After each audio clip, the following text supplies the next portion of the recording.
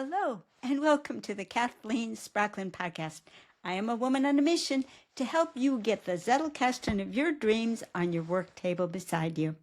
Well, we are continuing with the series View from the Boxes, and we are still in part 3 where we're talking about the index. In this segment, we are going to be talking about how you can use an index because it can be used for a number of different things, and so we're going to be talking about both how do you withdraw information from your index and how can you put unusual information into your index to get even greater value from it. So this is going to be a little bit longer than some of the others because we're going to cover the essential things and then we're going to have some surprises at the end. So stick around to the end to see some of the surprising and fun ways that you can use an index. So come on over to the down-facing camera and let's get started. Well, I just got back from vacation, and one of the things I enjoyed on my vacation when I was stuck on layovers and delayed flights was an opportunity to catch up on some reading. I brought with me a stack of Mel Jeffcoat's newsletters so that I could give a real thorough reread of all of the information that he's presenting on the logic system of Ramon Lull.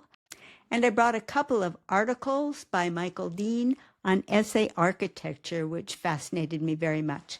So then when I get back, the challenge is, of course, to make main cards off of all of the bib cards that I took while I was on vacation. One of the ways that we're going to use an index is to help us to place a new main card. And so this gives me a wonderful opportunity to combine what I need to do with what I'm also trying to share with you. So we're going to focus in on this main card and we're going to see how the index helps us find the best possible place for this card. And I'm also going to show you a little bit about the process then of placing the card as we go about examining how the index helps in that task. Well, going back through the issues of Mel's newsletter, I took quite a number of bib notes, and here's one of the bib cards from that collection. What I wanted to focus in on and make a main card about was this whole question of whether. The question of whether has to do with truth, whether a thing is true or not true. And it was an interesting diagram here because it shows the question of whether or not something is true, balancing on the point of doubt with taking into account negation and affirmation. I liked that figure because it really helped to capture it for me quite well. And so I decided that I wanted to make this into a main card. So one of the first things that I do when I choose a section of my bib card to make a main card out of it is I underline the page number so that later on I'll be able to associate this bib note with the main card that comes out of it. We'll see how that progresses. For now, it's just the page number underlined in red, and next I make my main card. The process of creating the main card for me begins with the information that I took from my source, which is that the question of whether a thing is true or not has 3 parts, which can be represented as a triangle: doubt, negation, affirmation, and the central question is whether. And then the next thing I always include is my own reaction to it, and that is a good analysis will hold on to doubt for some time while objectively looking at both sides of the argument. And of course, this suggests the scientific method, and Mel Jeffcoat does point out that Ramon Lull is in some ways considered to be the father of the scientific method. So that scientific method part isn't original with me, but I resonated with it. So down here in my reference section where I indicate where the card came from, I've got Mel Jeffcoat newsletters, card 4E. That's just the designation on the bib card. And then for a little more clarity, since these bib notes covered several different issues, I added that it was issue number 10, page 4. So the next thing that I needed to do was to capture a tagline that will bring this whole card back to memory. And the tagline that I chose was, whether balances on doubt between negation and affirmation. I think that captures pretty much the whole thing that I wanted to get out of that card. But my card does not yet have a card number. Where is it going to go into my system? And this is where the index really begins to shine. So let's take a look at it. I'm doing this process live, so I do not at this moment know where this is headed. In placing a new main card, I generally begin with the keywords that I have underlined in the tagline, because that gives me a pretty good place to start looking for where this card might find a conversation that it wants to participate in. It's very important to me that conversations develop in my Zettelkasten, because I want the ideas to bounce off of one another so that I can get new insights. I'm going to look up this question of weather, but I tend to doubt that I'm going to see anything there. I'm just going to do it because it's my process and it won't take me very long. For me, that means I'm going to grab my section of cards under the W, and I've got this little divider card that I made out of a vinyl file folder, and then I decorated it up with some washi tape. This is going to go into my index in the place of the cards that I've pulled out so that I can slip them back in without hunting for the spot again. So this is just going back into my index right there where I took the cards out. Well, the first step in the process for me is always taking a look at the words that have been promoted to a card of their own to see whether the word I'm looking for already has a card for it. And I'm not surprised that weather does not have its own card. So right away, all of these cards can get put back. Now my attention is going to be on the index cards that are strictly about the letter W, and I'm going to scan through for the word weather. I'm not going to be surprised if I don't find it. Interestingly, you might remember all of these symbols. These mean that the entry has been promoted to a separate card and is no longer being maintained in the general card for that letter. Nope, no use of the term weather. So that one is not helping me place the card. No surprise there. So now I'm going to take a look at balance. I pull out my bees. And this time I discover that I do have a card for the word balance. And I've got 3 entries on it. And I'll take a look at these to see if any of these relate to this concept of whether a thing is true or not. Nope, these refer to the character trait group of balance. This one has to do with keeping balance in one's own life. And likewise, this one is again about life balance. So none of these really pertain to the LiLL logic system. So I'm going to go forward. Now I'm going to be looking at my keyword doubt. No separate card for doubt. And again, I draw a blank. So now I'm going to have to get a little bit more expansive. And I think I'm going to take a look maybe at proof or at argument. Okay, again, I draw a blank. So now I'm going to extend my thought process a little bit and talk about this question of whether a thing is true or not. So I'm going to look up true or truth. Now I've got a whole wealth here. So I'm going to take a look through all of these things that deal with truth or what is true and see if I can find something that seems to be talking about proving in some kind of a rigorous way what is or isn't true. Now I get some connections that are quite promising. One here, interconnections are truth guiding you through the maze. Here's another one. A thinker is a filter of truths. And here's another one here. Probability is a poor standard for truth. So I'm going to be interested in following each of these. And so now I'm going to pull a different kind of card and show you where I go next when there are multiple possible good places to put a card. Okay. Since this card has many good places it might go, I'm going to start a directory card for it. And I'll begin by putting the tagline at the top.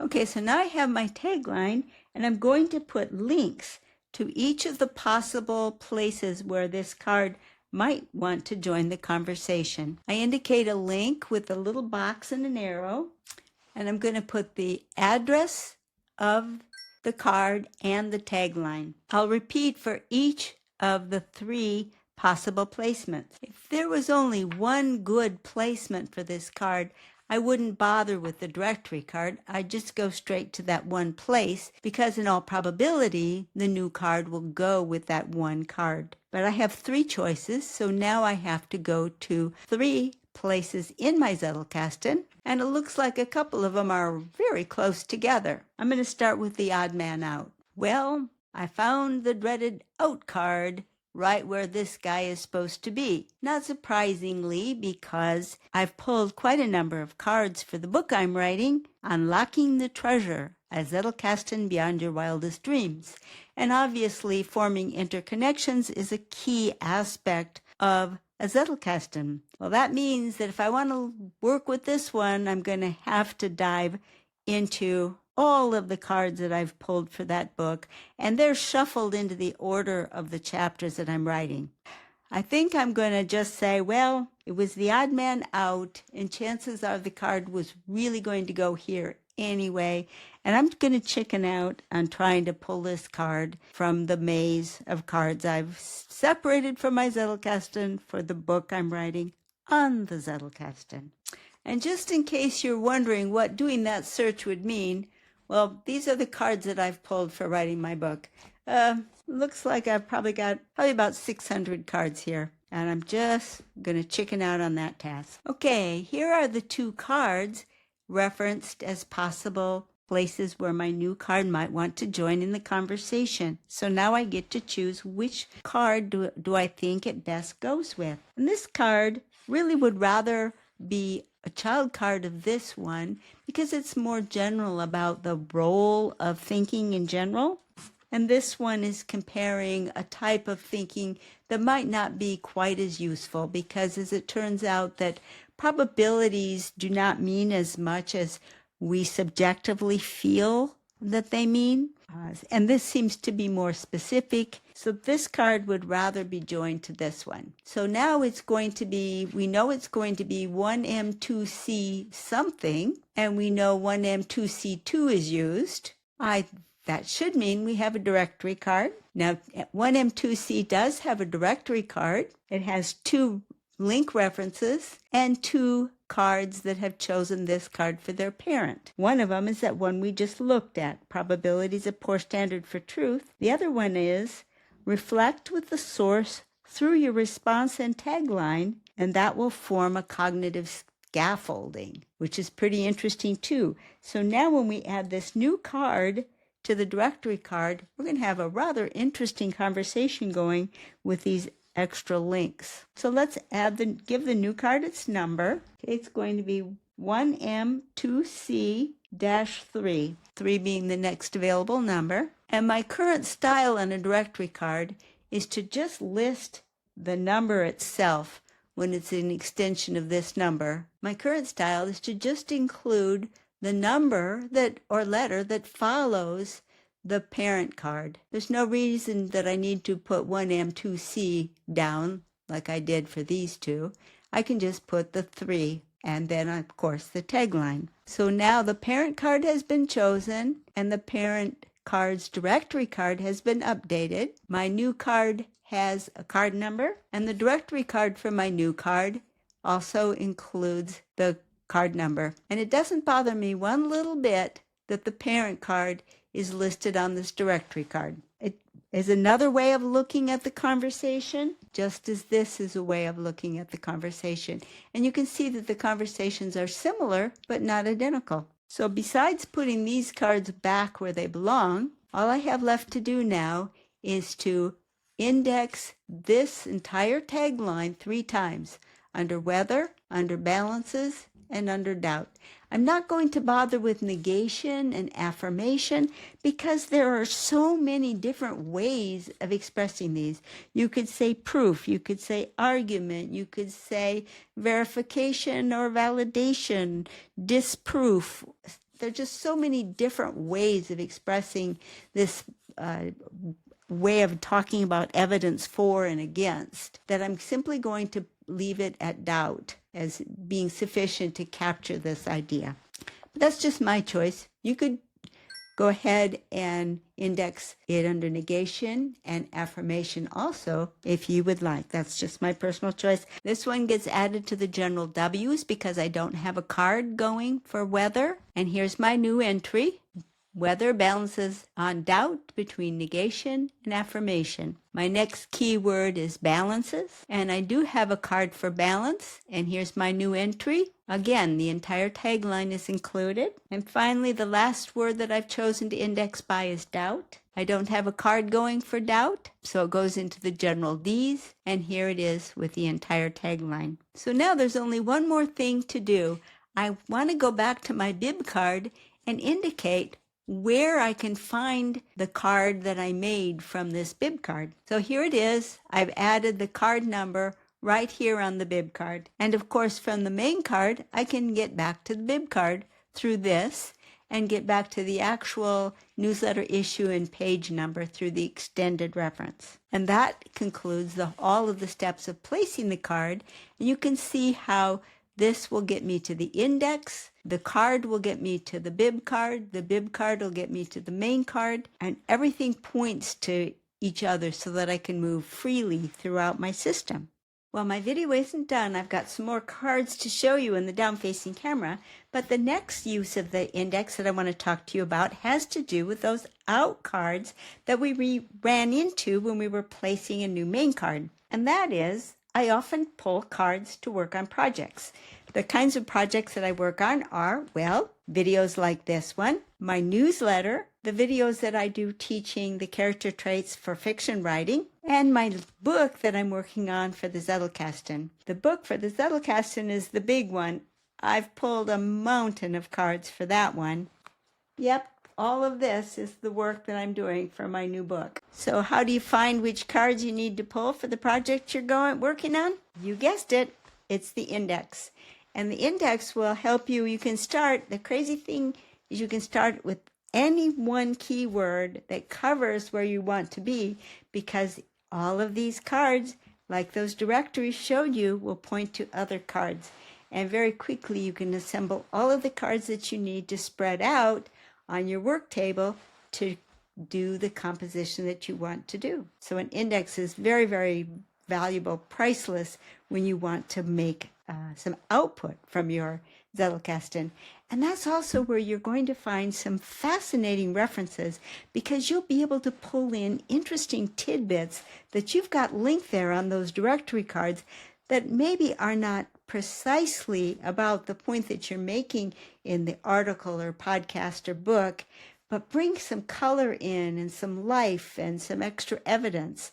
And they can be a great inclusion. And there they are, sitting right there for free in your index and on those directory cards. So that's a second way that you can use your index.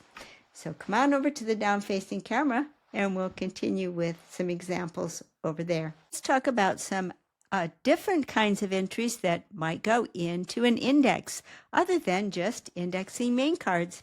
You might have seen a few strange entries when we were working with the last set. You may have noticed that a whole string of these card numbers that begin with a letter rather than a number, and they're all the letter V. Here's an example here, V1A, cards in an incubator box, do not converse, 50 maximum. Well, that card is a vision card. It comes from a separate section in my Zettelkasten that I call my vision box. I'll cover that in more detail later on when we talk about the other unusual uses for a Zettelkasten at the very end of this View from the Boxes series. But just so you know what those V's are, they represent goals and desires and dreams that I have for things that I want to do and accomplish and write and teach. They're all going in my vision box, and all my vision cards start with the letter V. And then they only run for letter, number, letter, and then a dash. And then from there on, it's number, letter, like usual for my numbering. Another thing you might have noticed is an entry in red. Here's an example of that, the gap in the gain. Well, that's a reference to a bib card. And this is what my bib cards currently look like.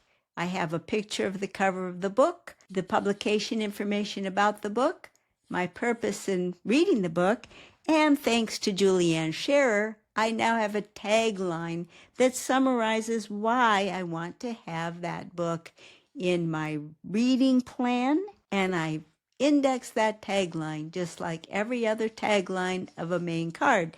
And it helps me when I'm going through a new area. It reminds me of the books that I want to read that will help me in that subject area. Well, I hope you've enjoyed this discussion of some of the different ways that you can use a Zettelkasten. How do you go about using one? Why would you want to keep one? These are some of the questions that we tried to explore in this video. It went a little longer than normal because there are so many fascinating ways that you can use an index. How about you? Do you have anything special that you use your index for? And would you like to share in the comments how you use your index? We'd love to learn even more ideas. So please do share if you have something exciting that you'd like to contribute. Or if you have any questions, post those in the comments as well. Otherwise, we will see you next time as we will begin to explore the remaining areas of the Zettelkasten. Bye-bye.